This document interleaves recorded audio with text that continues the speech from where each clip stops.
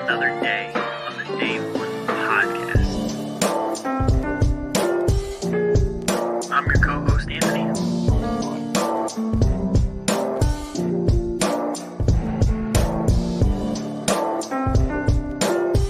I got my co-host, Kyle. Say what's up. What's happening, y'all?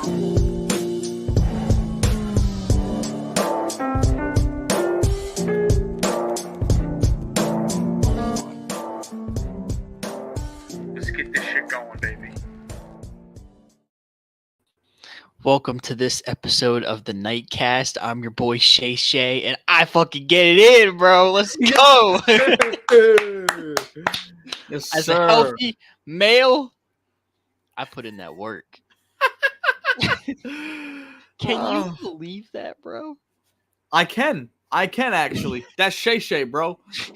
I can absolutely believe it. Bro, he owned. Listen, I'm not gonna lie. If I was Shay, I would own up to it like that too. Yeah. I mean, it is what it is, bro. I mean, so what? You got caught smacking fat live on Instagram Live. Big whoop. What are you gonna do? Hey, bro was deep in the post, bro. Yeah, you gonna run from it? Touche poosh. Yeah, bro was under center. Yeah, bro. He was behind Jason Kelsey Yeah, ass. You gotta do what you gotta do at the end of the Shut day. up, Michelle. What's going on, y'all? This ain't the Nightcast. This is another day on the Day One podcast. I'm your co-host, Anthony. I got my co-host, Kyle. Say what's up. What's going on? I mean, I guess you could say this is kind of a Nightcast Day One podcast. I mean, we went live a little late. We had some things pop up, but it's all good. Josh Allen's doing Josh Allen things right now, apparently. Mm-hmm. But we're gonna touch on the NFL. Pause. And that's it. We're going to touch on last week's games, give our thoughts on our teams, some storylines from around the league, and give our predictions for this upcoming week and our thoughts for that, and obviously our locks of the week. We'll just kick it off. I got Miami. Kyle has Buffalo for Yep. Thursday Night Football, and Buffalo just scored to go up 10.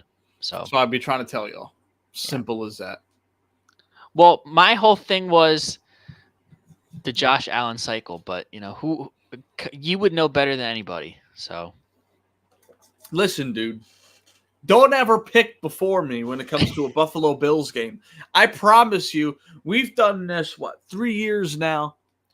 We're probably looking at like 42-5 when picking the Bills. That's probably how I am against the spread. yeah, bro. I wouldn't. My be surprised. over under for correct Bills picks is probably at 13.5 for this season. Bro, I wouldn't be shocked, honestly. Yeah. Mm-hmm. But yeah, dude, the reason I like the Bills is just Tua has been ass in his career against them. Last time he played there, he had like 175 passing yards, 2 interceptions. Wasn't a really good performance. Tyreek Hill never particularly plays well against the Bills. You could say it's a completely different roster, but I think it's the shadow of Josh Allen that really does it to Tua. And you see tonight, he's forcing things he shouldn't. I mean, he threw 2 picks in the first quarter. Yeah. So that first one wasn't really on him. That was a good defensive play and it popped up. But the second one was totally the second one was bad. bad. Was thrown to Robbie Chosen. Yeah. You know when you're throwing a Robbie Chosen it's down bad. So it's gonna be a pick. Yeah. So yeah, I just didn't have much faith in them. I understand the Josh Allen roller coaster, but what are you gonna do? Yeah, I know, bro. So he is a Josh Allen truther. I am a Josh Allen truther. So listen, dude. It. Speaking of telling the truth, why don't you be honest with me about your Eagles performance this past Friday? I will be. I got some thoughts about it. I want to just start off by saying there was a lot of good, there was a lot of bad, but a lot of promise. I agree. I'm gonna start with this though. Saquon Barkley opens Pandora's box for the Philadelphia Eagles offense. Yep. I'm telling you right now, and we saw flashes of it throughout the game, particularly like the second and third quarter, and not really like the fourth quarter, but definitely like second, third quarter. The potential that this offense has with Saquon Barkley at the helm. Mm-hmm. You couldn't ask for a better debut from Saquon. 3 total touchdowns, had a bean on the ground, 2 tuds, 1 receiving. I mean, he was as advertised. And he's already halfway to his total touchdown mark from last year. Yep. In 1 game. So, like, if he could do that to a Green Bay defense who is good, what is he going to do to the rest of the league, bro? Mm-hmm. And once they start game planning for Saquon Barkley, then you wait to see the fireworks of A.J. Brown, Devontae Smith. And you kind of saw it. You see Saquon Barkley had those 2 touchdowns, and then all of a sudden, right out the gate in the second half, Jalen Hurts hits A.J. Brown for 67-yard touchdown. Yep. Right out the gate.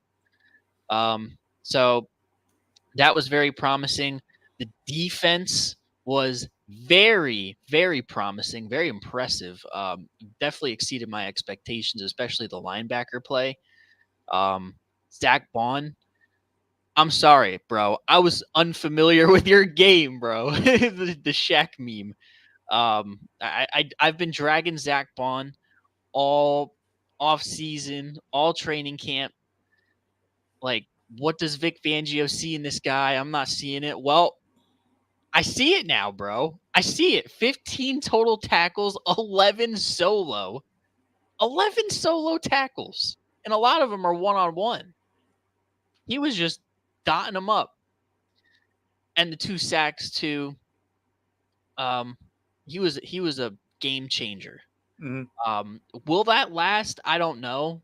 But for the first game, that was very promising. And Nakobe Dean also looked pretty good. His instincts were on full display. He did get caught in coverage on 1 passing play. They gave up like a 30-yard gain. He was kind of cheating in the backfield. Yeah.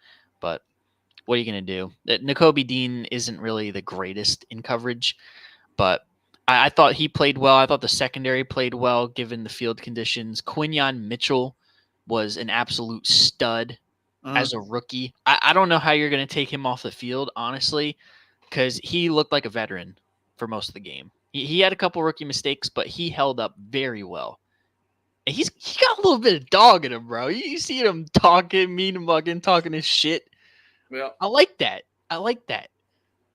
So he impressed me a lot. I was very surprised that he got the nod just because he wasn't getting a lot of run in that outside corner battle in training camp. I thought it was going to be Ringo, but I knew we start Quinyon Mitchell. It's got to be for a good reason, and good reason it was.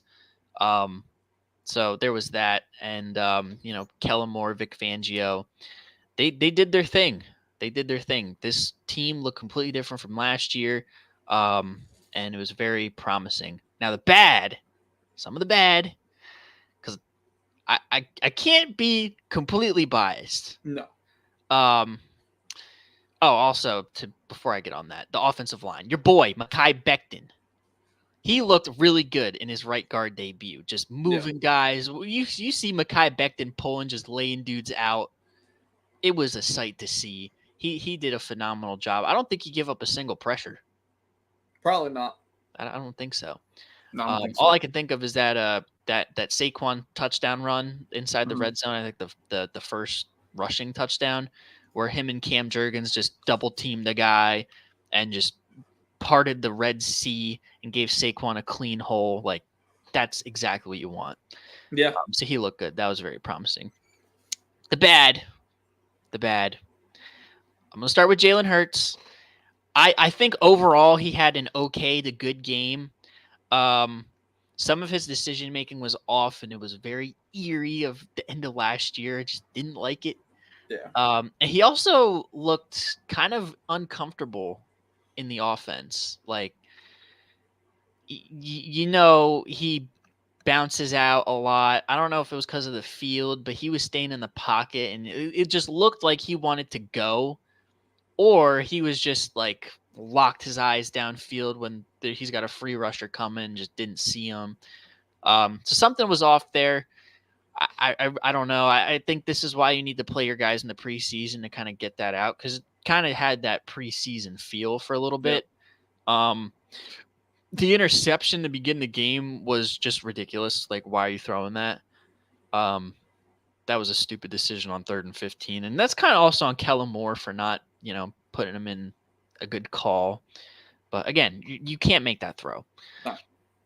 And some other throws that he made, that second interception of Jair Alexander, kind of looking at the tape, it's not as bad as it was in the moment. Just A.J. Brown slipped on the ball and just flew right into Jair's lap.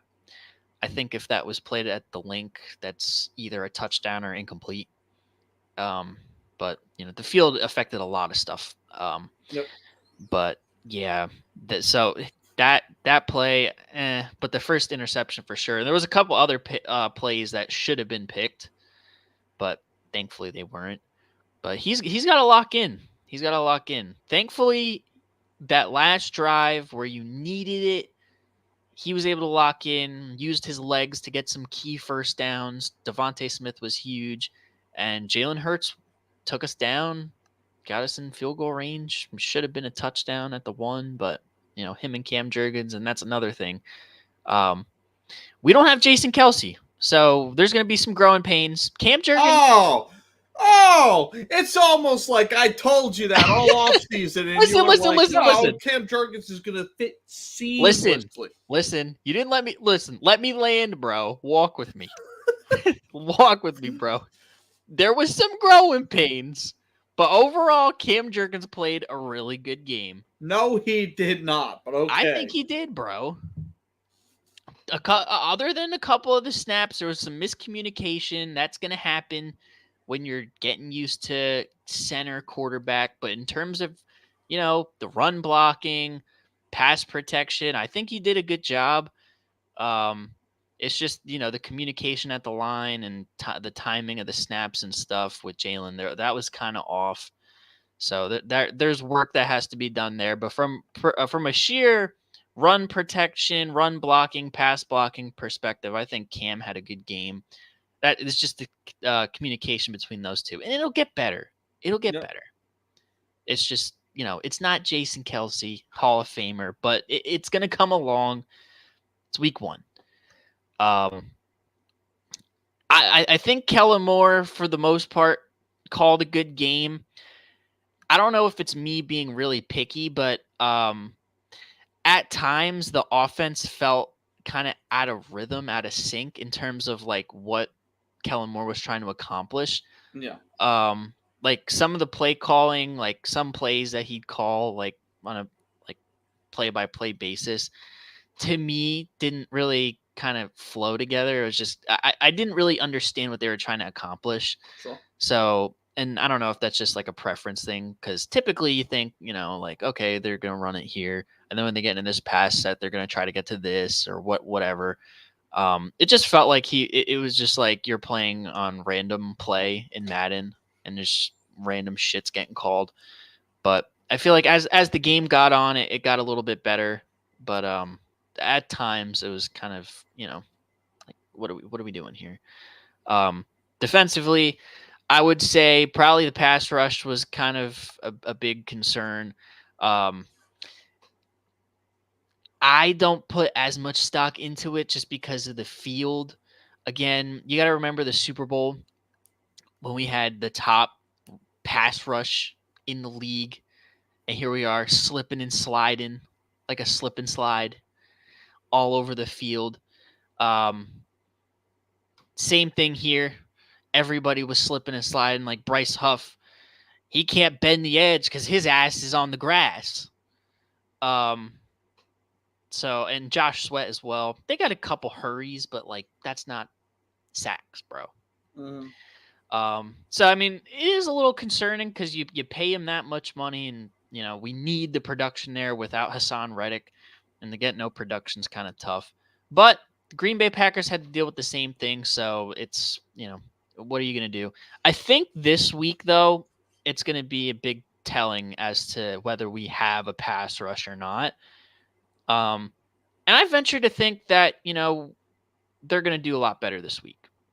Not because it's the Atlanta Falcons, but they actually have like a field to, get their angles and stuff. Mm. But that was definitely a concern because that's, obviously the Eagles' bread and butter historically. So, not having production there is kind of tough. And having Zach Bond be the only one having your 2 sacks is cool, but the pass rush is what that's for.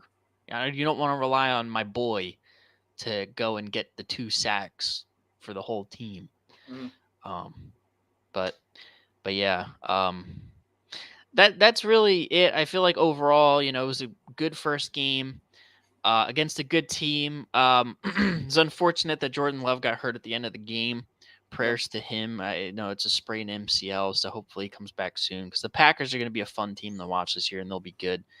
So you hate to see that. I was at the watch party, and there was a couple sick fucks that cheered for Jordan Love getting hurt. So we're all like, hey, that's not cool. Shut the fuck up. Yeah. So yeah, you never want to like wish injury on anybody. So I hope that he recovers quick because they're not the same team with Malik Willis. Let's be for real. They are not. But overall, it was a good game against a good team, and it's a good foundation builder. You know what I mean? Like we're gonna improve as the year goes on. I think the defense is gonna come along. CJ Gardner-Johnson has alluded to, you haven't seen anything yet. So there's a lot to be hopeful for and excited for, especially with the first game. Because, there was a lot of people talking about how the Eagles are going to lose to the Packers and Jordan Love is this dude. And he had a really good game. Jordan Love had a really good game. But we came out on top, bro. Yep. That's all that matters. Mm-hmm. I'm not there yet. But at some point, probably soon, Jalen Hurts is going to be considered the weak link on your offense. Yeah. For a while, he kind of was. I worry about the decision making. Yeah. I worry about the forcing the ball into places where you should not be, the fumbling now. He's not. I don't know why he's just not quite the same on his legs as he was 2 years ago. Field, bro. I know, and that's why I'm not there yet. But I'm starting to think if he didn't regress, he hasn't gotten any better.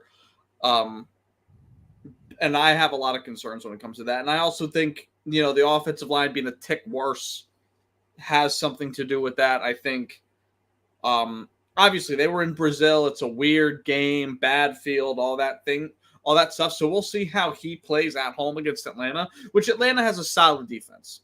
Yeah. We'll see how that goes, and we'll make our picks for that.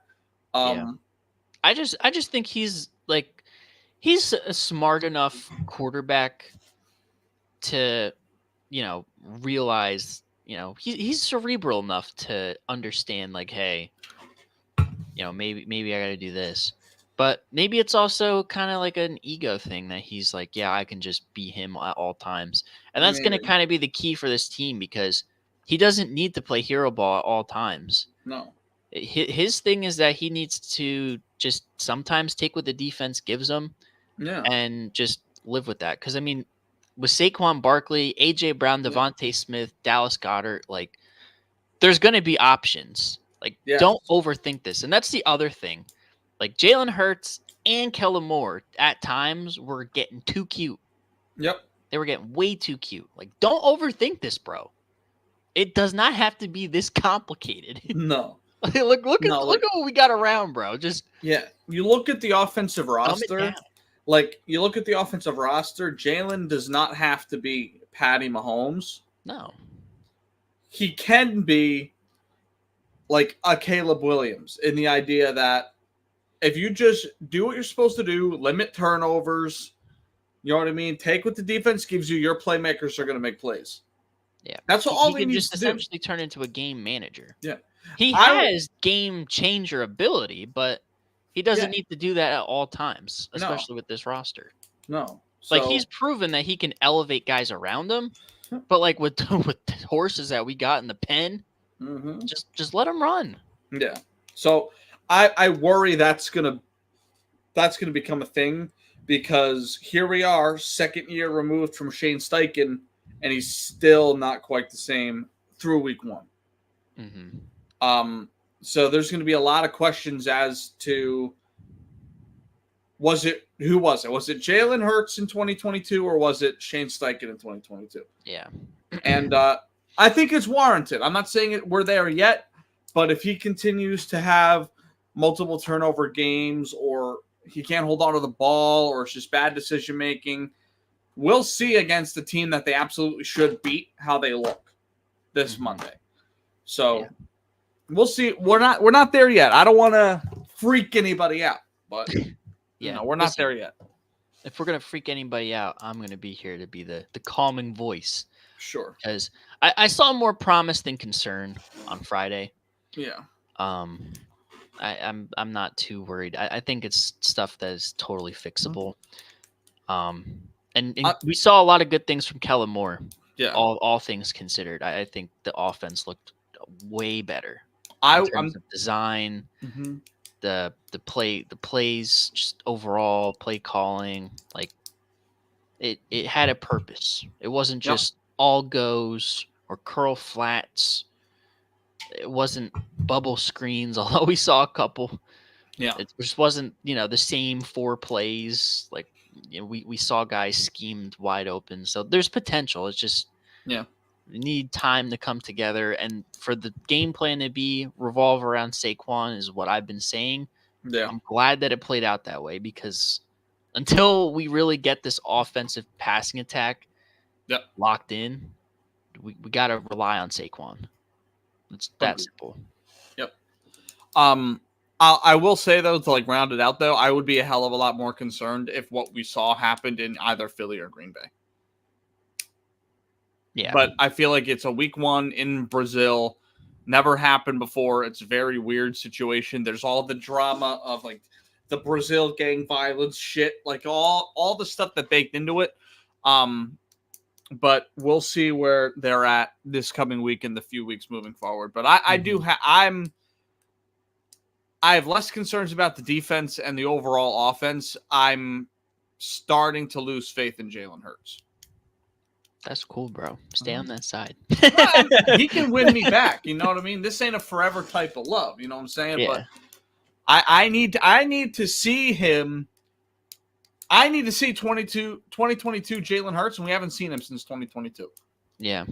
So I think a lot of it, I think it looked more, this first game looked more like our first game in 2022 against Detroit than it did last year against New England. That's what I kind of bake it to. We saw a lot more offensive promise than we did last year, to be quite honest with you. In terms of play call, the defense, I think they were tremendously better, and guys are buying in. So I think we will eventually see that the closer to 2022. I'm not going to say exactly the same, but I think we'll see. We'll see it. It's just going to take some time. Okay. Let's talk about your Jets, bro.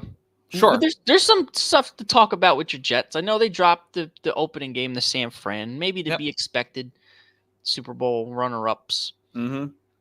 Tell us about what you saw, good, bad, and different. Out of Aaron Rodgers and the boys. Yep. Still no Hassan Reddick. No, still no Hassan Reddick. I'll tell you what, I feel a lot better now than I did probably right after the game and the day after or so. Because when you really break it down, it's not an excuse, but it's true. It's Kyle Shanahan in Levi Stadium, week one. He had 5 months to prepare, quote unquote, Super Bowl runner-up. There's a lot working up against the Jets. You know what I mean? Aaron Rodgers' first few snaps in 400 some days. Like, there's a lot that bakes into the performance that we gave out there. But I feel better moving forward. I mean, after that 49ers game, it's at the Titans, at home against the Patriots, at home against the Broncos, the Vikings, and then at home against the Bills. I feel a lot better about the stretch to come to build momentum. Yeah. But as far as the game, I was extremely disappointed in my defense. Yeah. Extremely disappointed. Brock Purdy had whatever he wanted. He looked so comfortable out there. The only bright side to my defense was Sauce, because once again, Sauce was targeted once, gave up 0 yards, had 3 pass deflections. Like, it's just, he was phenomenal, but I had 0 pass rush whatsoever. We couldn't stop a nosebleed. Like, to have a backup running back, Jordan Mason, whose career high was 69 yards, rush for $140 on my head. And it's not even like he broke a 40-yard rush out. This is 8, 9, 7, 11. Consistent pound the ball down your throat. Pause. Yeah. Okay, Shay. Yeah. But it was just consistent misery out of my defense. And we simply just can't have that. Now, I think my defense is going to use this as a motivator. I think we are going to absolutely pummel Will Levis next week. I think it's going to be disgusting. But on the outside of it, I'm not as worried as I feel like a lot of people are. My defense will improve. That is one of the best offenses in football with the most loaded weapons in football. I'll tell you what I'm really impressed by. I think there's some things we need to clean up offensively, as in we need to get a little bit more creative. I mean, it's like draw left, draw right, pass. Like, that's literally what it was the entire game. Yeah, it was just like toss crack to the left, toss crack to the right, slant to Garrett Wilson. Yeah, like I think, and as we progress in the season, Rodgers will get more comfortable in the pocket and we'll be able to do more, and he'll be checking into different things. Yeah. So that doesn't concern me as much. I'll tell you what, I was super impressed by my offensive line. Yeah. My offensive line gave up 1 sack later on in the game. Yeah. Other than that, Rodgers had a clean pocket all night. Yeah. All night. They did their job this time, bro. Yeah. It was the offensive line was great. Breece Hall was awesome. Didn't run the ball too well, but that's expected against a defense that has Fred Warner leading it. You just simply can't run the ball that well against the Niners. But I felt like the passing game for like 3 drives was really, really good. A lot of people are saying there was 1 drive that the Jets played phenomenal in, and then the rest was garbage. I actually thought we did really well in 3. We had Rodgers is the free play king. He has the most free play touchdowns in NFL history. He had one to Lazard. The drive that finished off with Breece Hall touchdown was really good. We had a field goal from, I think, the 11. That was a really good drive. Like, he looks pretty good. He looks better than I honestly thought he might coming into this week.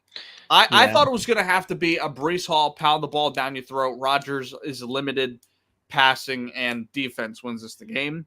Yeah. I mean, he didn't look that bad. My only thing with Aaron Rodgers is he just didn't look. He looked a little uncomfortable in the pocket, and he really couldn't move outside of that. He moved a little bit more than like Kirk Cousins did, but still, like he tried to get out of the pocket, and he just really wasn't no burst. I think a lot of it has to.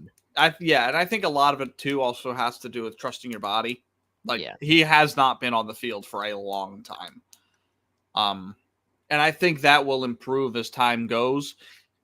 Like, a lot of times what happens, it takes 1 play to really like get like what he needs to get like dragged down by that foot.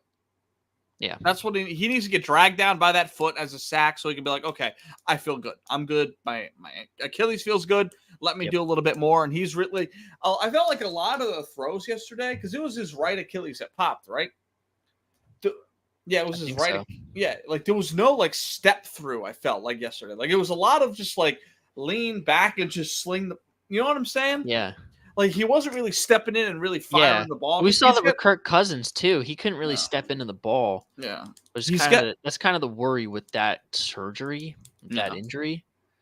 That yeah. you still don't have like that step up and get the zip on the ball. Mm-hmm.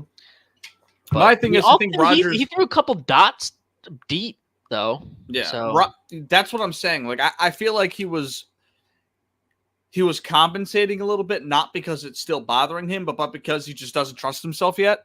right. And he will get to that point in the coming weeks, I think. Because he very clearly, when he needs to, can sling the ball deep down the field. He's still accurate as all hell. The arm will not change no matter what. We just have to see how he is moving around in the pocket. And if my offensive line is going to stand up the way it did, I don't have that many concerns, to be honest. Yeah. So we'll see how it goes moving forward. Garrett Wilson was awesome. Alan Lazard, I'm extremely impressed. Yeah. All things considered. Yeah. Open the game with a drop to then like because you think about his season last year, just how bad he was, to have like a drop immediately to start the year and then to be like, okay, I'm fine.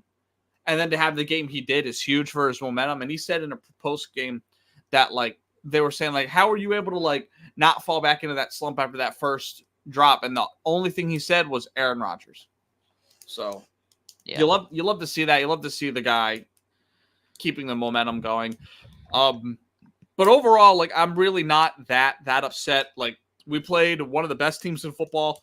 The Niners look really good, dude.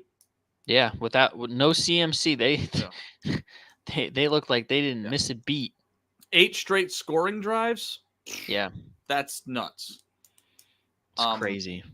Yeah, but yeah, I mean, like we said with the Eagles, it's week 1. You gotta get things settled down. It'll come with time. Yeah. That's really my only thing with Aaron Rodgers. He's just, to me, he looked uncomfortable in the pocket, and when he tried to roll out, he just couldn't go anywhere. But like he even said it on the Pat McAfee show. He's gonna take some time to get more confident, and as he goes, he'll get more comfortable. Yep. And that it's just need time. That's all. Yeah. But I mean, it's a good first game, I guess. And he didn't even play like that's the thing. He didn't play bad. That one pick was a lot like the one we saw from Tua tonight. Like bounced off the defender when they both came to the ball and it flipped up in the air. Like it was one of those, just a fluky turnover. Like it's that. It's on the stat sheet, so you got to hold it against them. But like yeah, we're not really concerned with Rodgers turning the ball over as a guy who's won an MVP, won 2 MVPs with a combined, I think, 8 interceptions. So, yeah. I think you'll be all right. Yeah, just as long as he stays healthy, then if he can stay healthy, he was able to throw the ball. Like the stat sheet looks bad, but like he only had 21 attempts, so it's not like he had a lot of time to throw the ball around. So. Breece Hall on the other hand, bro was toting it. Yeah, bro was toting. But that's what I'm saying. Like it's week 1 in the Super Bowl runner-ups house. They have all the continuity in the world. We don't. Like, we should not have won this game if I'm being realistic with myself.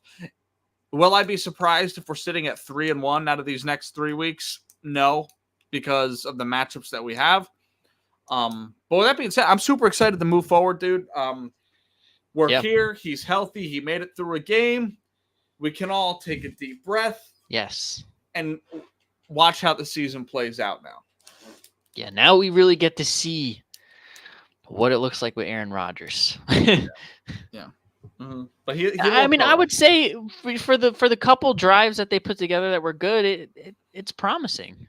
Yeah, he looked unconscious on like 3 drives. That touchdown drive that ended with Breece Hall in the end zone, he was surgical. Mm-hmm.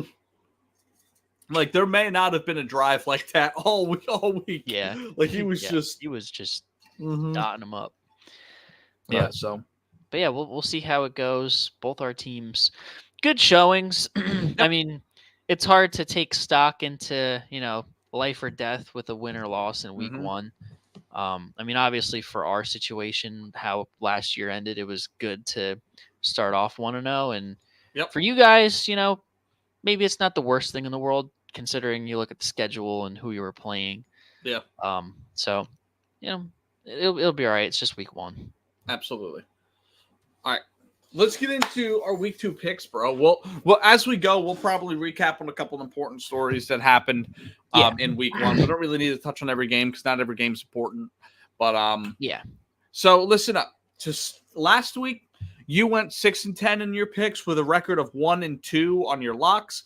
I had a better overall week at 8-8, but my locks went 0-3. So if you tallied us on our locks of the week, you lost a shit ton of money. So Yep. And But, it's kind of starting here with Buffalo, Miami. We already said. I took Miami. Kyle took Buffalo. Buffalo's up 24-7 at halftime. So yeah, extend the lead to 3 for now. Thank you, sir. 24-10. I lied. Yep. Miami got a field goal. Mm-hmm. Still. But we'll see how that turns out. I just figured, the Josh Allen train. He had a good week last week. What goes up must come down. But I guess I'm a week early. Yeah, and I think it's clear now this year that Tua's an extremely limited quarterback. Like he's not in on the level of an Allen, Burrow, Lamar. You know what? I've been saying that.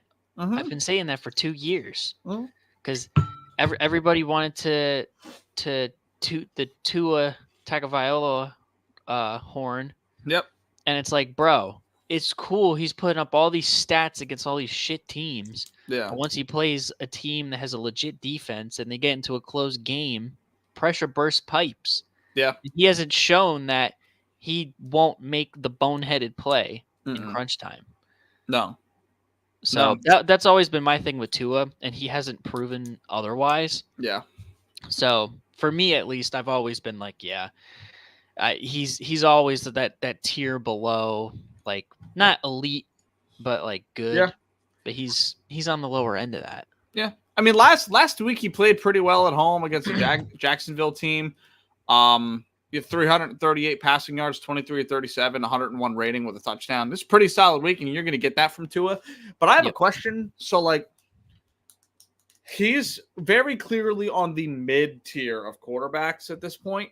Who would you rather have? I'm going to throw out some names out there, and you say either this guy or Tua. Mm-hmm. All right? Because I've been thinking about this for a little bit. All right. All right. This is a good game. Mm-hmm. All right. Let me get the teams up, too, so I don't miss on anybody. All right. Trevor Lawrence. Oh, man, that's hard because they're kind of in the same. Mm-hmm. Oh. That's the point. You're going to get a lot of guys like that are on the same level. Oh, man. I'm going to go Trevor Lawrence. Okay. No, I don't hate it. Yeah. I just think, I mean, he's had, in terms of playoff success, he's had more playoff success than Tua. Yeah. And in crunch time situations, I think I trust Trevor Lawrence more. Like if we're just saying plug and play on that Miami Dolphins squad, I probably trust Trevor Lawrence more. I mean, it's not really a fit, but if you're thinking about quarterback to protect the ball or get you a drive at the end of the game, I'm going T-Law. Okay. Yeah, I don't hate it. I think Trevor Lawrence is a little bit more turnover prone, but I think it cancels out by he's a little bit more athletic. Let's see. Kirk Cousins. Not week 1 Kirk Cousins, like what we know of Kirk Cousins as of late. Yeah.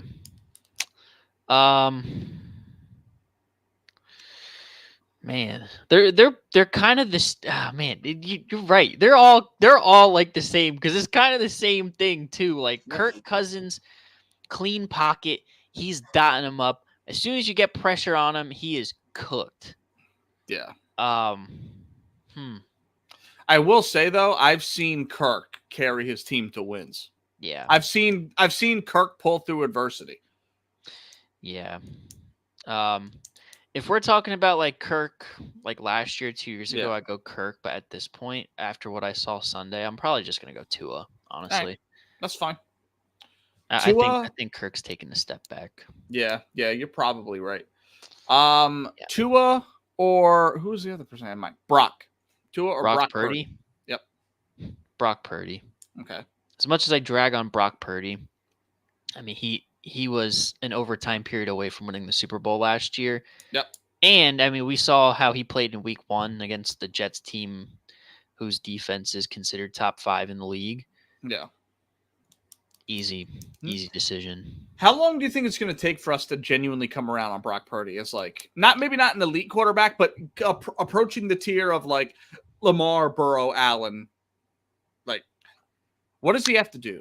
Is it win a Super Bowl? Because I feel like that's a little unfair since none of those guys have. He'll probably have to get to at least another NFC Championship game, maybe another Super Bowl. But I think that's going to be coming around sooner rather than later. Like us coming around on him is all right. He's a good quarterback. Yeah, it might be this year. Who knows? Because sooner than later, we're expecting him to fall on his face, and he just doesn't. So like, yeah. I mean, here we are. I've been waiting for it for 2 years and still hasn't. So at some point, you are what you are, and I think Brock Purdy's going to end up being like, all right, he's a good quarterback. Mm-hmm. We've seen undrafted late round guys.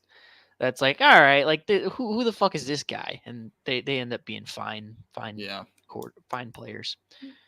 All right, I got 2 more: Tua or Baker. Tua or Baker. Yep. Oh man.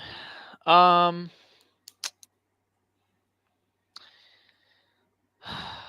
don't know, bro. I like Baker.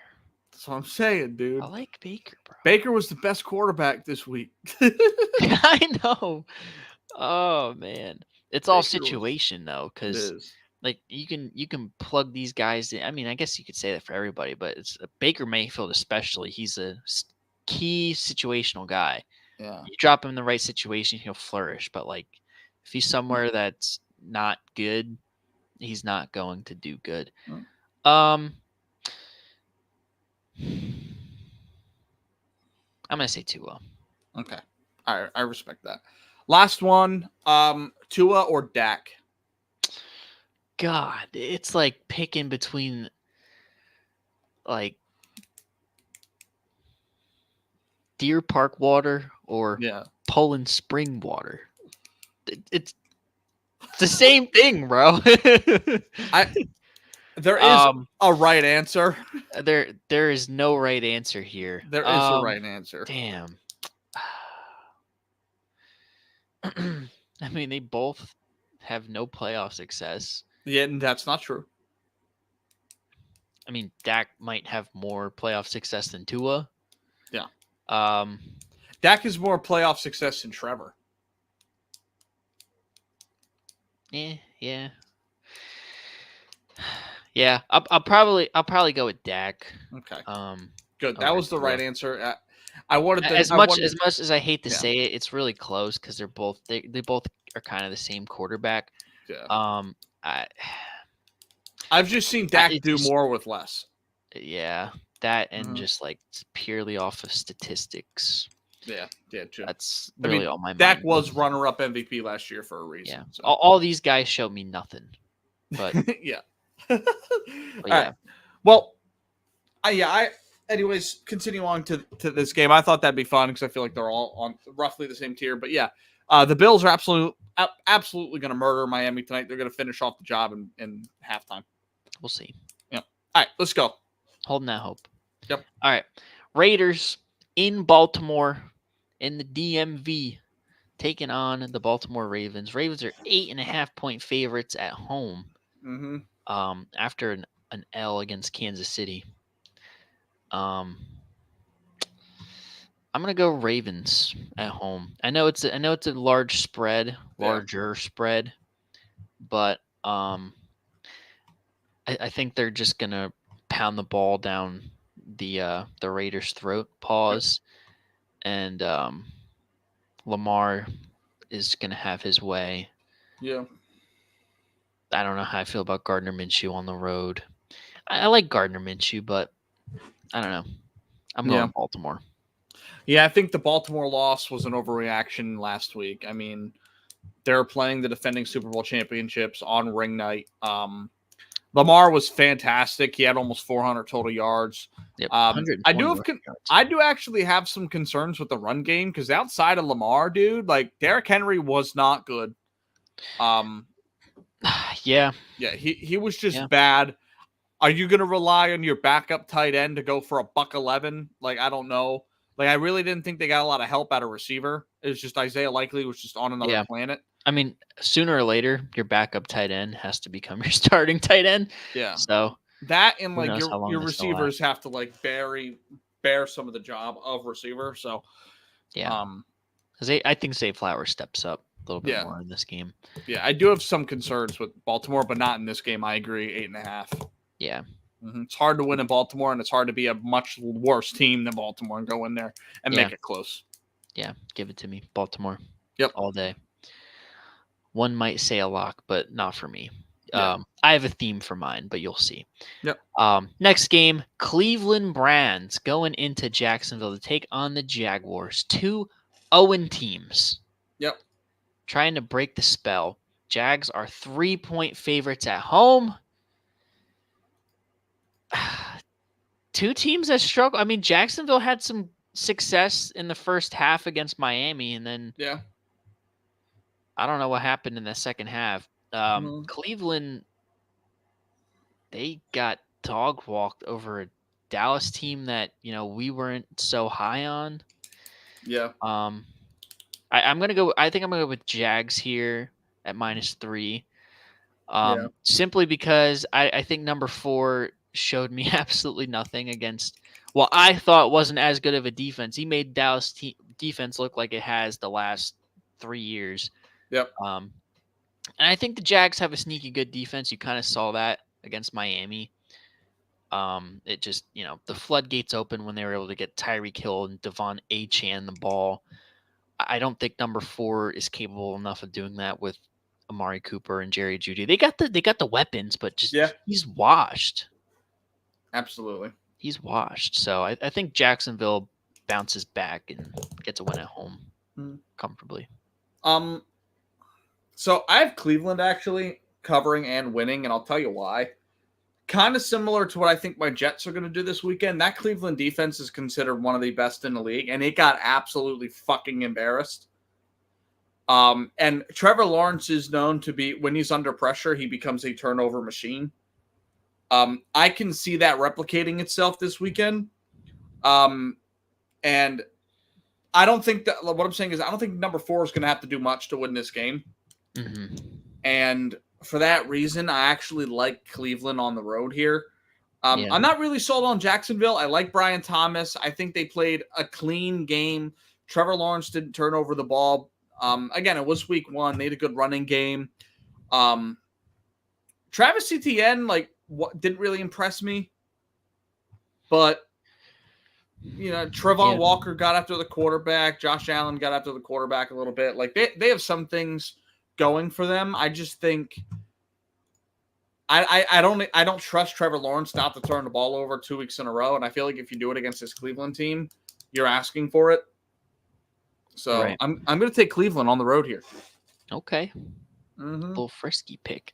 Yeah. I don't hate it. I just have no faith in number 4 to produce any kind of offense. Yeah. And if they can't get the running game going against the Dallas defense, I really don't think they can get it going against Jacksonville. Well, I think Dallas is a much better defense than Jacksonville at this point. Yeah, I mean, they've already got some guys up front. They do. I do think the Cowboys have some rookies stepping up. I think they've still got the Marcus Lawrence. Micah Parsons was unconscious in week 1. They still got some guys. What is his name? Overshown or something? Linebacker for the Cowboys. He was impressive. The rookie. Yeah. Yeah, he was impressive. I forget his name. I know I think he's from Notre Dame. DeMarvion Overshown. Yeah. 11 total tackles, a sack, a TFL, 2 quarterback hits. Yeah, he was good. He was like a fourth, 5th round pick. Pretty good. And Eric Kendricks turning back the clock. I think he's going to be consistent on this defense. And then Trevon Diggs being back. I think this Dallas defense could be really, really good this year. Sneaky good. Yeah. So that's another thing. I think number 4 is going to have a little bit more comfortability against this Jacksonville team. So Yeah. We'll see. yeah, we'll see. He just hasn't shown me anything Yeah, I know. I get it. at all. I completely understand. Mm-hmm. All right, next game here. Jets, Kyle's New York Football Jets on the road against the Mayo Man, Will Levis, and the Tennessee Titans in Nashville. Jets are 3.5-point road favorites. I think I know where Kyle's going. I think we're going to the same place. Yeah. Give me the Jets at -3.5. Yep, I 100% agree. I was extremely disappointed in Will Levis this week. I mean, Bro, I was too. Quarterback play across the league was bad this week. Like the average, I think, was like 175 passing yards. But Will Levis just did not look like a pro. Yeah, and the crazy part is that first half he looked really good. Mm-hmm. He was dotting the Bears up. They were up 17-0. Something like that. Yep. I was sitting there like, I remember what you said last week about, this is different. What about the teams that like these rookie quarterbacks have played? And I'm sitting there watching this, Chig Okonkwo with the touchdown. I'm like, bro, maybe the numbers don't lie. I got to stand on business sometimes with these numbers. Yep. And then the Chicago defense and special teams happens. Yep. And Will Levis, like clock strikes midnight, he turns into a pumpkin, throws two bad, horrible picks. One that went back for a touchdown. And the iconic on the knees. No. Yeah. I mean, meme. Chicago might have been the worst offense in football this week, and you still lose by a touchdown. Yeah. Like that is crazy. Yeah, like absolutely crazy. Caleb Williams had 97 yards passing. Yeah, and they ran for 3.8 a carry too. Like their lead How back. How do you lose that game, bro? Yeah, it just wasn't good, dude. Will Levis make a boneheaded play like that again? Chances are probably not. Will he definitely throw more picks? Absolutely. But when DeAndre Hopkins only gets one target and he goes 1 for 8, like that's not good enough for me. He got a lot of help from Tony Pollard in the run game, who I was genuinely impressed by. Plus in the receiving game, 3 of 12, like solid. Yeah. He just did not look like a pro. He did not. He was not the better quarterback, and Caleb Williams was bad. Yeah. So that's quite a low standard. Yeah, to go up against like that defense and to have to compete with that offense, to now have to play the Jets, I don't see the improvement happening that quickly on you know what I mean? I don't either. I mean, it was a little concerning how the Niners were able to establish a run game, so I guess Tony Pollard could be a point of emphasis for the Titans. Absolutely. But it's the Tennessee Titans. At the end of the day, I don't think Will Levis is going to be able to get it done on your team. And plus, you guys are probably fuming over the fact that you opened up 0-1. Oh no, we're gonna kill these motherfuckers, dude. Like I don't usually step out on a limb like that and say that type of shit about like any team. Unless I'm really comfortable about it, we're gonna fucking murder these guys. You got Aaron Rodgers back, bro. Talk your shit. Stand on business, bro. Dude, we're gonna murder these guys. Hey, it's gonna be like 10 Jonathan Gannon. Hey, do you ride the bus today, bro? It's gonna be these guys, bro. It's gonna be 10-14 or some shit. Like 10 to 14 point win. I'm telling you, it's gonna be ugly. But I expect Will Levis to maybe be a little bit better. Like, you can't be that bad again. Yeah. Unless your name is Jamarcus Russell. But yeah, literally. Yeah, but I think he's running into a buzzsaw. Yeah. Fire in their guts. Yeah. It's just not gonna be good, dude. It's really not. So yeah, I got Jets. Yeah, me too. Mm-hmm. Excited to see what Rodgers does against a bad defense. See if he can really start to build some momentum. Yeah, that's one thing hey, listen, this is what they say. It's a confidence booster. Yeah, these types of games. Mm-hmm. I respect it. Yep. All right, next game: San Francisco 49ers on the road in Minnesota, taking on the Vikings. This is the the revenge game from last year, and also Sam Darnold revenge game. Yeah, it is. Yeah, Vikings are 5.5-point dogs at home. Mm-hmm. Coming off of a statement win against the Giants. Is that a statement win? For Viking standards, I'd say so. Yeah. They did look really good, though. I will say that Aaron Yeah. Jones looked good. Justin Jefferson had a tud. Their defense locked Sam up, Darnold was great, dude. Sam Darnold was lethal. Week I one, don't Sam think Darnold. I don't think it lasts into I don't this think week so like either. that, though. No. I got San Fran covering on the road 5.5. You know, they dropped the game to the Vikings like this last year. Yeah. But the way that they were able to neutralize the Jets, I Yep. mean, it gives me nothing but confidence in thinking that they're going to do the same thing that the Minnesota Vikings. Yeah. This one could be like a 31-7. Yeah, they're gonna do everything they can Yeah. to expose their former player. That's what they're gonna do. Yeah. Mm-hmm. So I got the Niners here.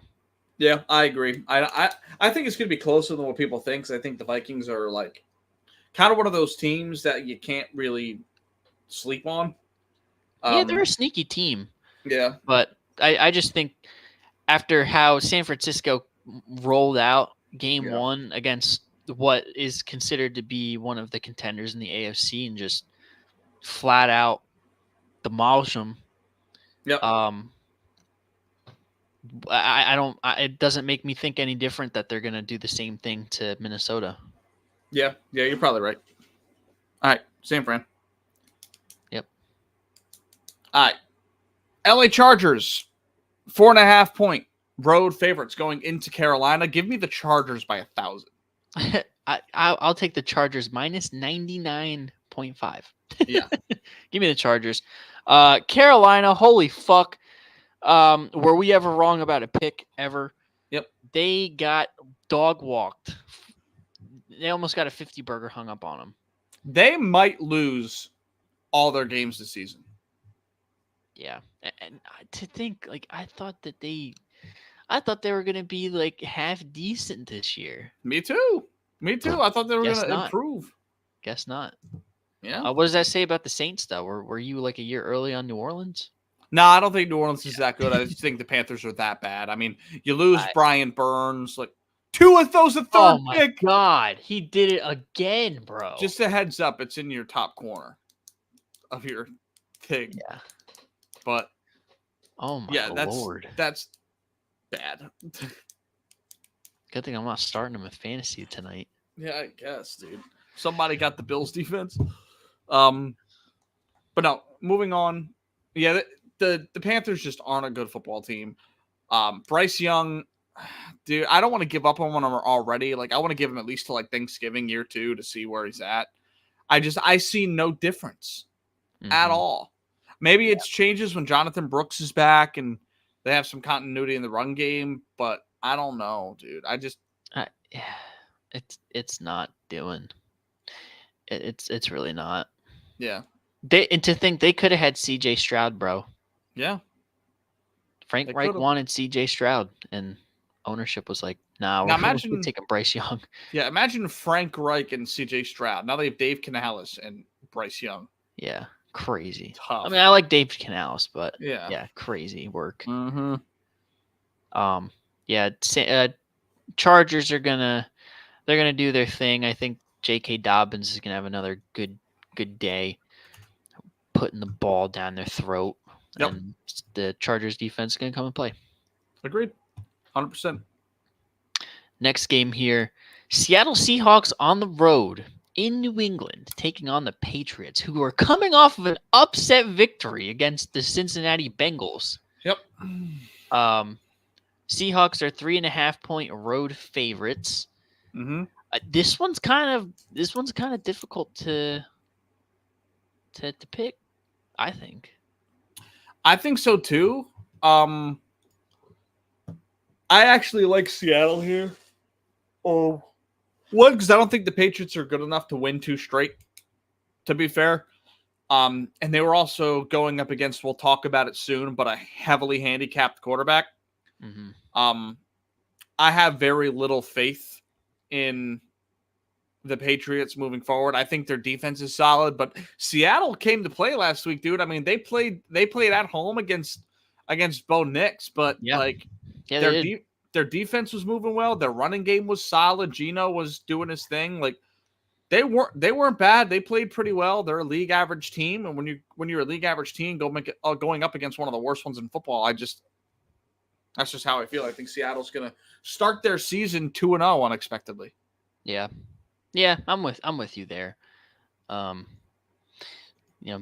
sleep on Geno Smith, bro. And he can dot them up.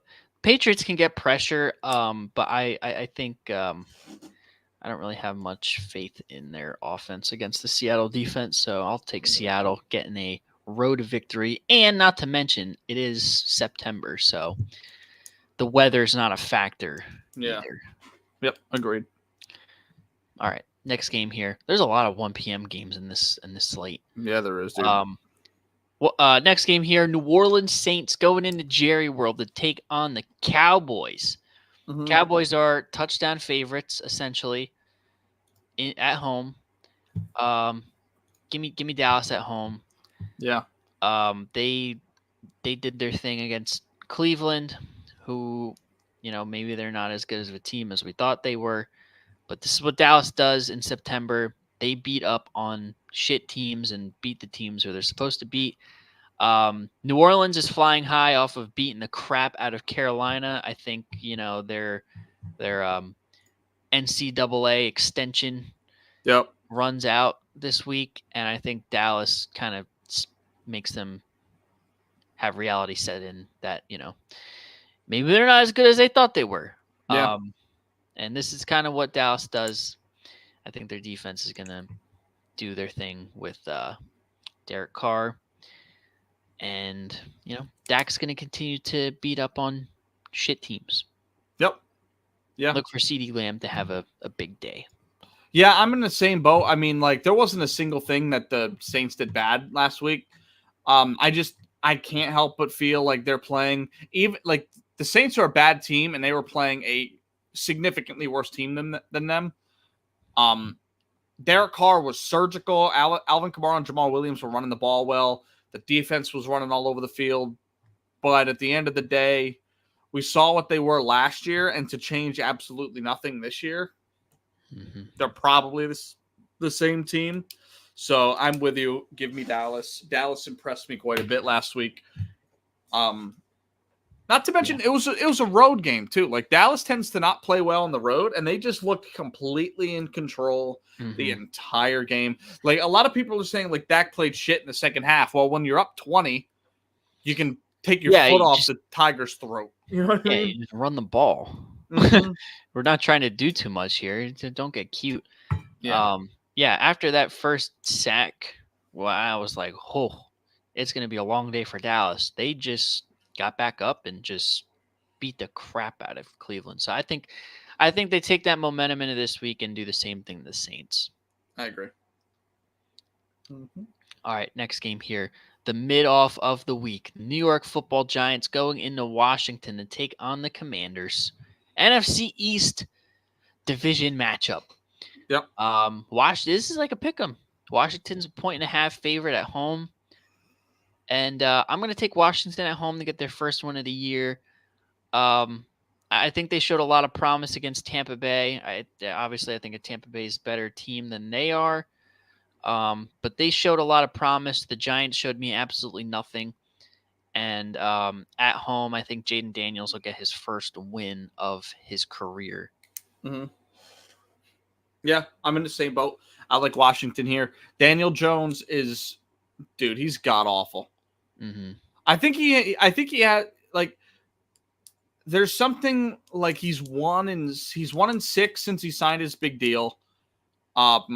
He's got a fucking 47 passer rating since he signed his deal. Like he's just been absolutely garbage.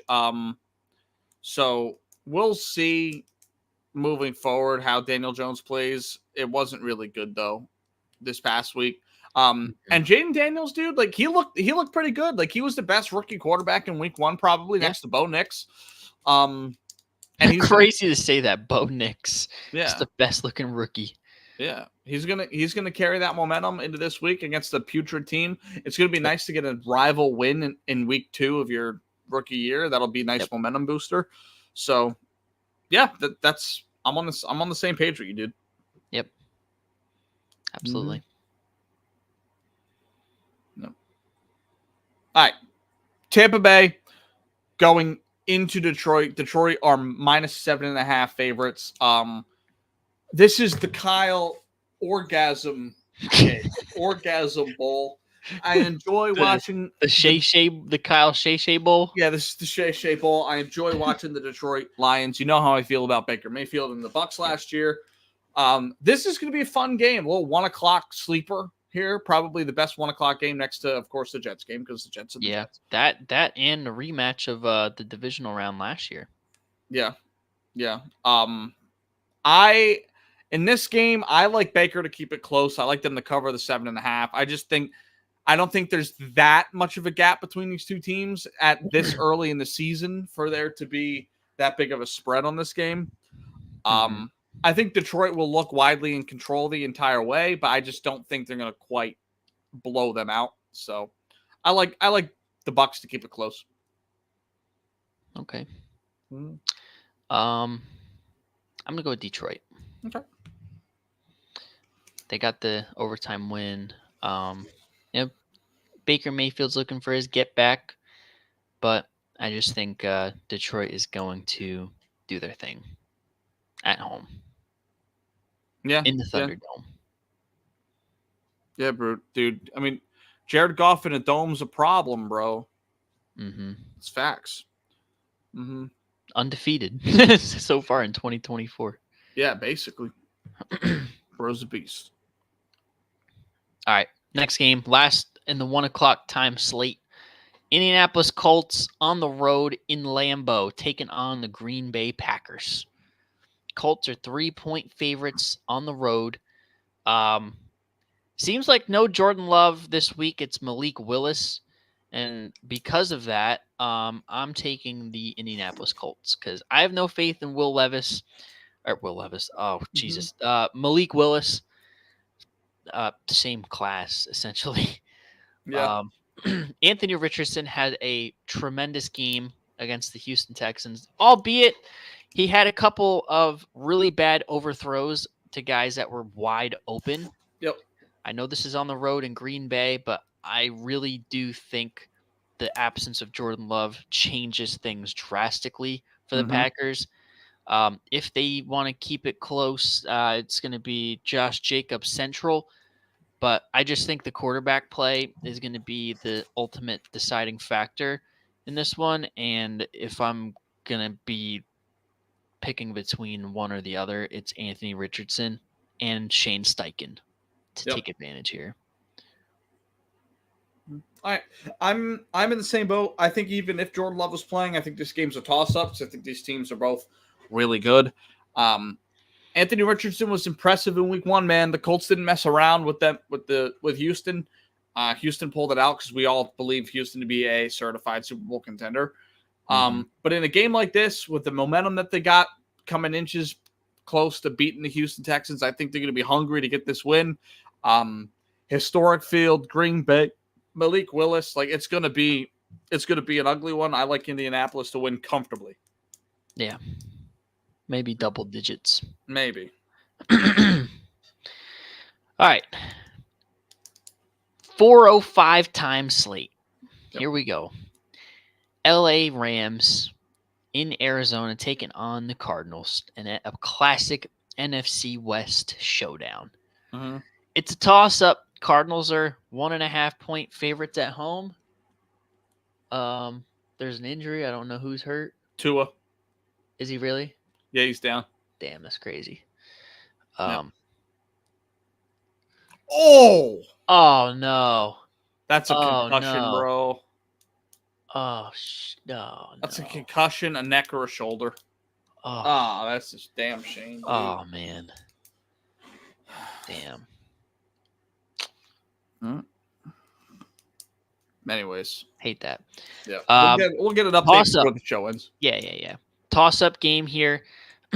Arizona. They got that fire in their gut.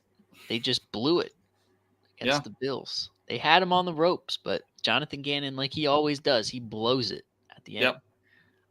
Rams coming off a tough overtime loss in Detroit. No Puka Nakua in this game. The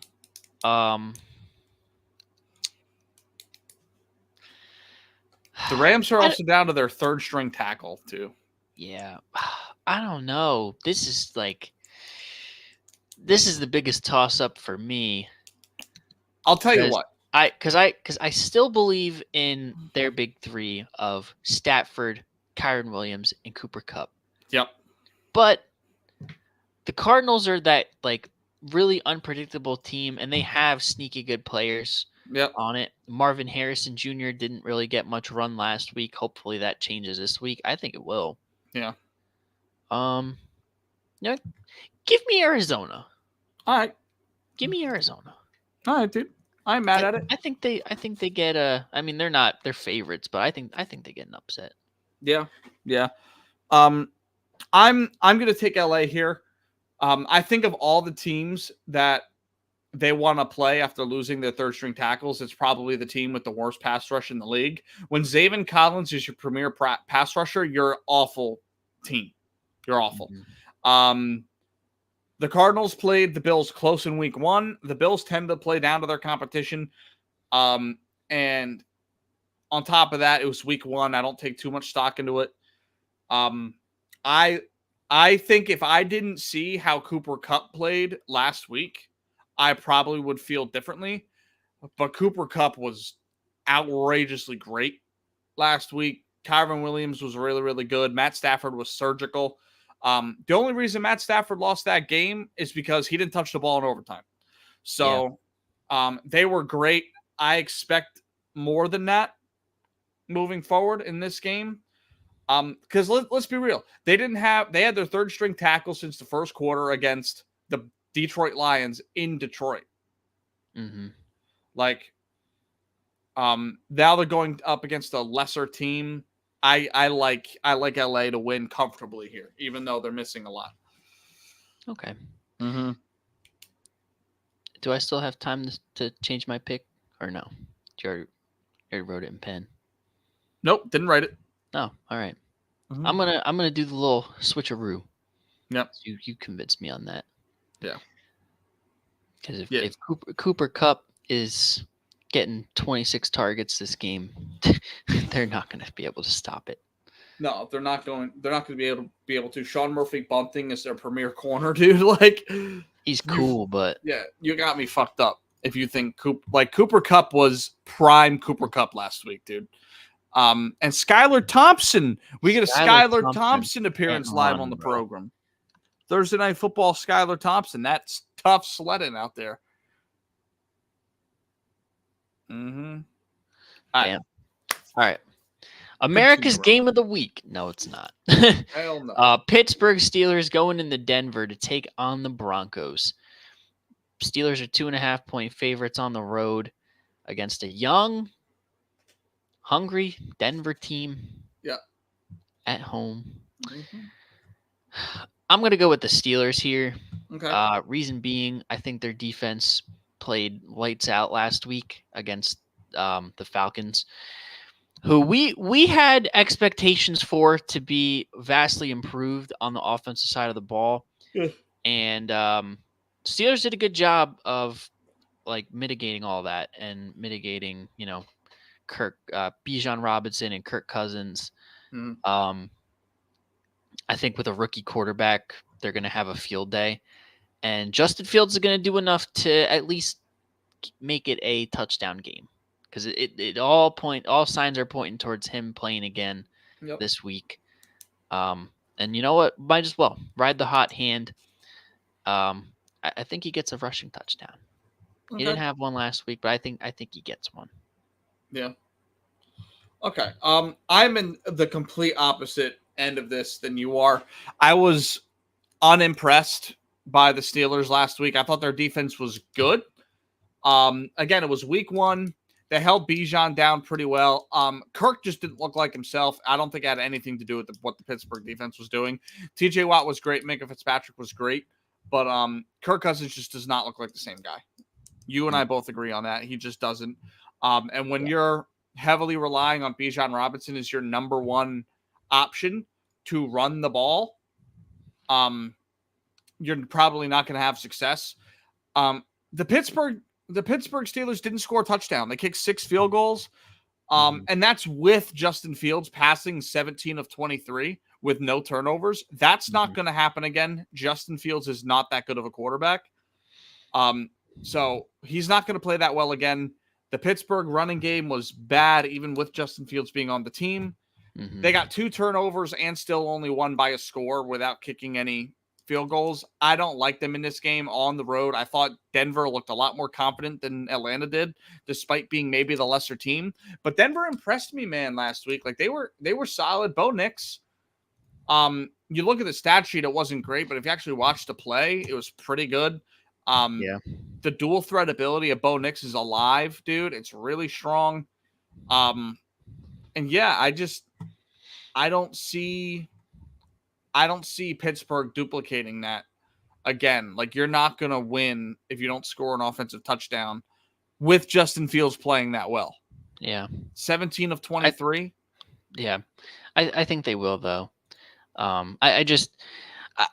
The matchup for me is that defense against Bo Nix. As good as he looked, he's gonna have a welcome to the NFL type game. Yeah, and what better game than against T.J. Watt, Cam Hayward, and the boys, Patrick Queen on defense. Yeah, I think there'll be a little bit of you don't know what you don't know. Also. Yeah. So I feel like Bo Nix might the irrational confidence of a young man playing in the NFL for the first time might overcome that a little bit for me. Yeah. Because I believe in the Steelers defense. I don't know. I don't know if it's quite. I just think their offense is so bad, dude. It's so bad. We'll see though. Yeah, we'll see. I don't know. I just don't think Pittsburgh. I don't think Pittsburgh impressed me enough to be a favorite on the road again. Yeah. So, we'll see. Now, America's real game of the week. Yeah. If you want to consider it that. Cincinnati going into Arrowhead, taking on the Chiefs. Chiefs are 5.5-point favorites at home. Give me the Chiefs minus 55.5. Yep. I 100% agree. Chiefs at minus 5.5. They good game against another AFC North opponent last week. Came down to the wire, but for the most part, they had control of that game through and through. The Cincinnati Bengals might be picking top 5 next year. I wouldn't go that far. They listen, hot take. They might be picking in the top 10 next year. It was atrocious against a Patriots team that nobody had any expectations for. With the Chiefs being as good as they are, they're getting Hollywood Brown back this week, I believe. And the defense is still humming. I can't go against the Chiefs. No, I have some serious concerns. I really wanted to talk about this. There's been a lot of discourse since Sunday when Cincinnati inevitably fell to the New England Patriots. Joe Burrow's wrist is not okay. It's not. He's constantly doing this on the bench between plays. He went to pick up a water bottle, and you see him go, but literally, he grabs it. He's like, yeah. You can see it. I told you in the offseason, I am not convinced that he's going to be okay because of the injury that he had. And he just doesn't look good at all. Everything was behind the line of scrimmage, floating the ball out there, try to get it out quick, because if you don't, he can't push it down. I don't think he can push the ball down the field. Yeah. There was nothing downfield. No. The longest ball was Jamar Chase, 28 yards, but that was a slant that he took 28. Yeah. Everything else was 13, 13, 7, 12, 5, 6, and 5. So I have a lot of concerns with Joe Burrow. The Jamar Chase contract extension situation has been kind of strange as well, where he's like, maybe I'll play, maybe I won't. Right. T. Higgins, like, there's a lot of thought, like things saying that he's faking an injury, or maybe he Yeah. is, maybe he isn't. We know he doesn't want to be there because he wanted to get traded in the offseason. Like, they're really in some serious disarray. And I don't think it would be as bad if Joe Burrow was healthy, but he's just not, dude. His wrist is just not in good shape. Yeah. And because of that, against this Chiefs defense in Arrowhead, like, With the history that they have too. yeah, it's just not gonna go well for them. The Chiefs are gonna win this game comfortably. They might win by 30. Yeah, that's I wouldn't be realistically shocked on the board. if they blow out the Bengals. Yeah, to beat the Bengals and the Ravens in back-to-back weeks, they'll be set up for, like, when seeding comes to a situation later on in the year. I don't think because I just am not as high on the Bengals as maybe anybody else is. I don't think that game is going to matter as much for seeding, more or less, that the Ravens one does. Yeah, I agree. Like, that tiebreaker, cool, Mm-hmm. but I think at best Cincinnati's a 500 team. Yeah, they might be under 500 this at. Yeah, unless Burrow gets healthy. If Burrow gets healthy, I can still see them make the playoffs. Yeah, but just what you said, he's not healthy. It doesn't look good. No, it doesn't. They didn't have anything downfield. It looked bad. Yep. Just no offense whatsoever. Mm-hmm. They gotta get my boy, what's his name, back up last year. Fuck, I forget. It's number 6, I think. I forget what his name was. Yeah. Bro was cooking in his absence. Mm-hmm. But yeah, give me Chiefs minus 25.5. All spread. Agreed. All right, Sunday Night Football. First prime time Caleb Williams action. Yep, I'm excited. On the road for this game. in Houston, taking on the Texans. Mm-hmm. Texans are 6.5-point home favorites. What we think, bro? Your boy, after his debut. Oh, hang on. Emma just called me like 3 times in a row. Give me 1 second. All right. One second. All right. You do your thing. I'll give you my pick. I'm taking the Houston Texans at minus 6.5. Caleb Williams had whatever you want to call it as a debut, 97 total passing yards. He was very late on a lot of reads. Tried to get at it. He tried to make some USC stuff happen that obviously wasn't going to happen against the Tennessee Titans squad that squandered it in the second half. And, he really didn't do much of anything.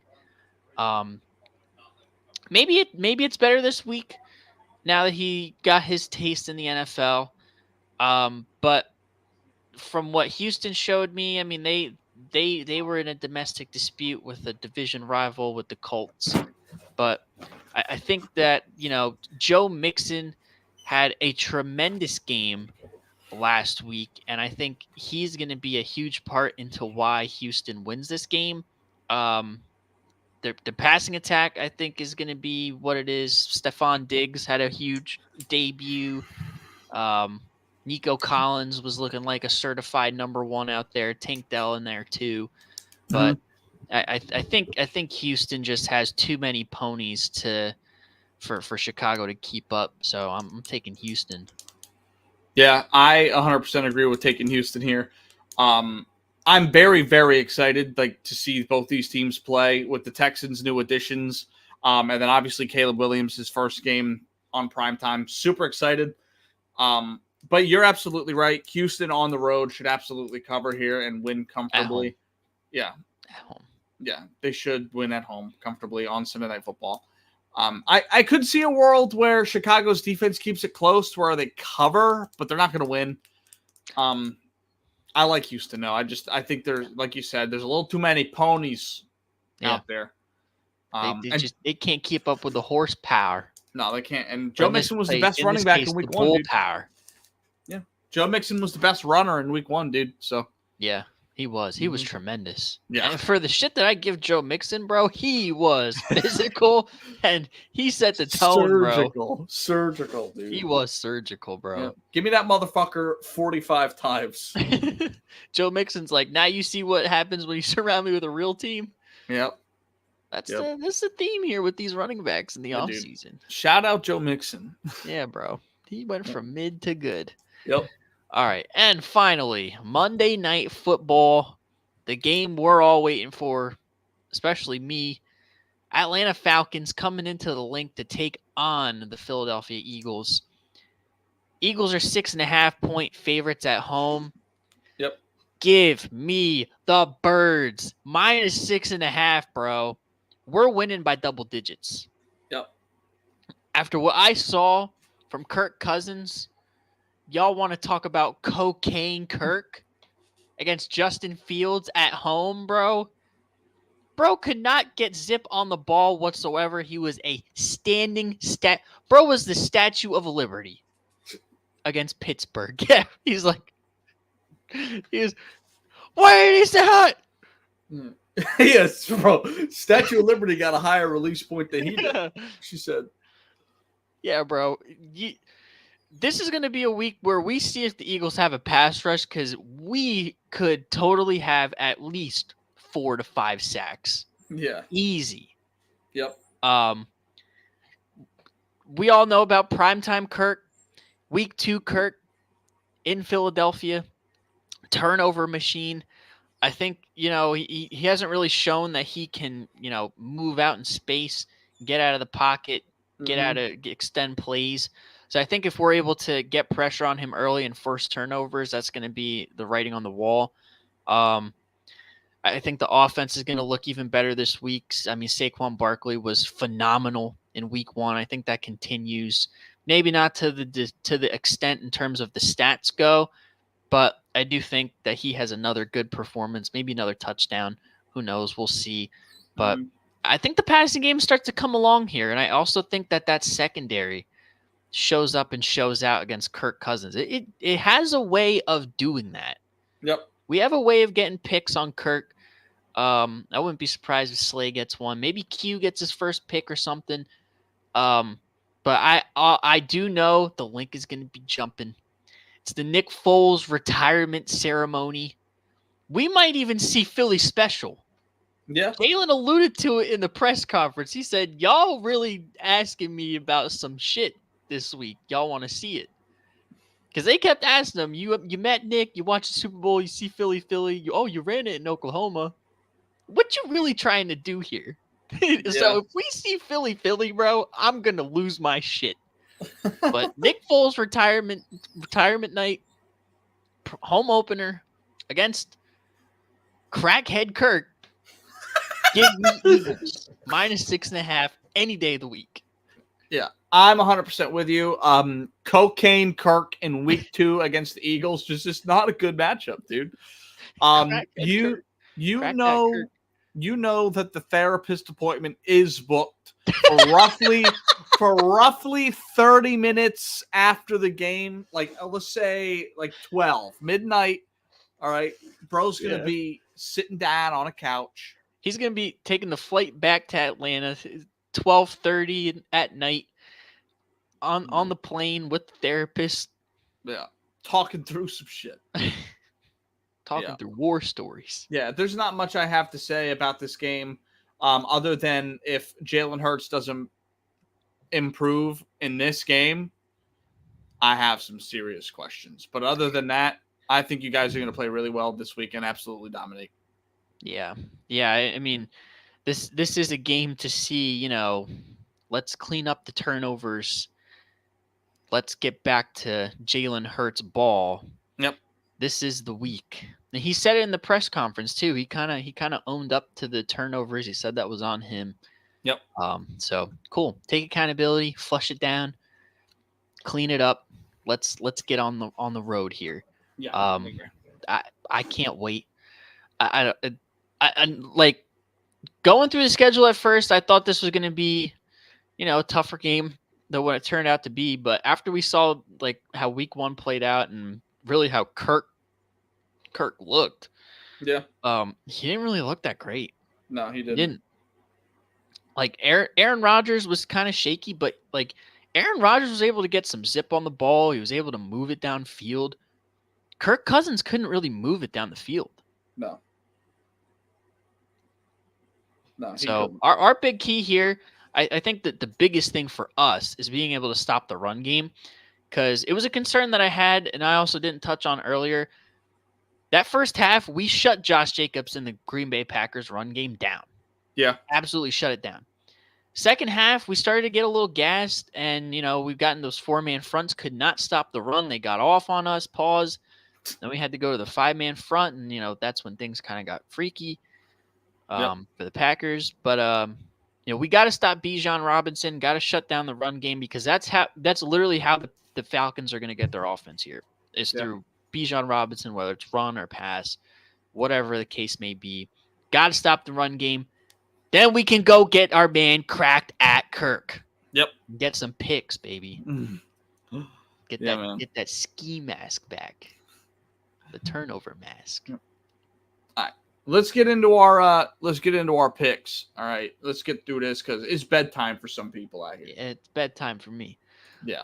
Let's breeze through this here. Yep. Easy peasy lemon squeezy. NFC East home favorite themes. My locks of the week. They're going to be 100% right. Guarantee it. Or your money back. Washington, -1.5 favorite at home against the Giants. I like this matchup because the Giants are absolute dog shit. I think Jaden Daniels is enough of a problem to keep that defense honest. Brian Robinson had a good debut. Last week, Austin Eckler was getting some run. Jaden Daniels looked good. I think they will take care of business at home. They're due for a win. They lost to a good team, but they showed some promise. The Giants showed me nothing.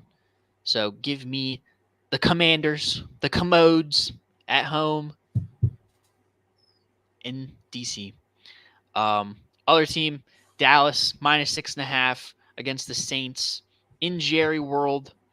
They're going to beat the crap out of anybody that comes into Jerry World. We know this. And it is September. Dallas beats the crap out of shit teams in September, blows them out. We all think they're a Super Bowl contender. We're in this part of the cycle. Yes, We're in this part of the cycle. It's September.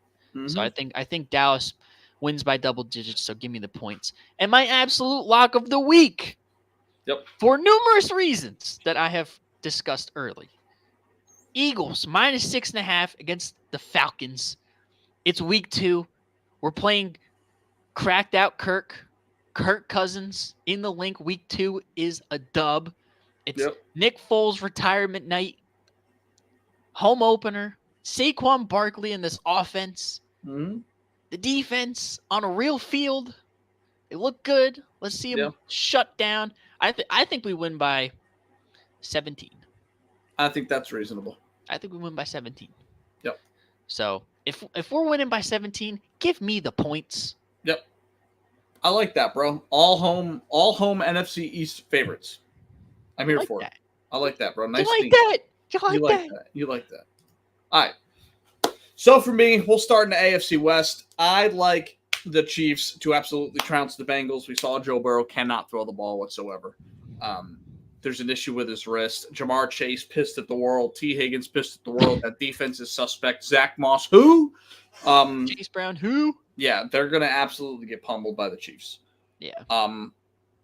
Over in the other part of the AFC West, the Los Angeles Chargers. I like them on the road against the Panthers. They were absolute garbage. Absolute garbage. What do college head coaches tend to do really well? Beat the shit out of really, really bad teams. Mm-hmm. And I expect the same shit out of Jim Harbaugh this week. I thought the Chargers were impressive in week 1. And the Panthers just are in complete disarray, and it's only week 2. So give me the Chargers here. And then lastly, my lock of the week, please. The Jets go into the Titans and beat the brakes off of them. Pissed off defense, pissed off Aaron Rodgers. Mm-hmm. We hungry, bro. Please believe. Yeah, we hungry. We hungry. So you got 2 games You got to catch up on me, bro. 2 games. I know, bro. I know. I tried my best. We'll see how it goes. It's a long season. It is. You know, listen, sometimes you shoot 50% from the field. This picking thing has its ebbs and flows. It does. You got off to a good start, but we all remember how last year started. I got off to a good start. You came back late, so Yep. we'll see how it goes. Yeah. But definitely excited for these Week 2 games. Me too. Couldn't be more excited. With that being said, you guys, we're gonna wrap up here. It's late over here. We want to watch this last quarter of the snoozer. We want to hit bedtime. We hope Tua's okay. He was ruled out with a concussion, which is terrible for him. Hopefully he survives. You know, Tua's died on the field once before, so we'll see. I mean, who knows? Maybe he's got good luck because the ambulance is probably there because Damar Hamlin's there. So. Did it make the trip down to Miami? Yeah, it might have, bro. I'm convinced Damar just drives it everywhere. But but with that being said, guys, thank you so much for listening to the Day One podcast. I am Kyle. That's Anthony. See you later. Peace. Hey, before we go, don't forget to like, comment, subscribe, tell a friend, do all that stuff. Whether you're on a boat, bus, plane, all that bullshit, go to Sprint Wireless, get you a Cricket phone, all that nonsense, however the fuck you say it. All right, we're out of here. Peace.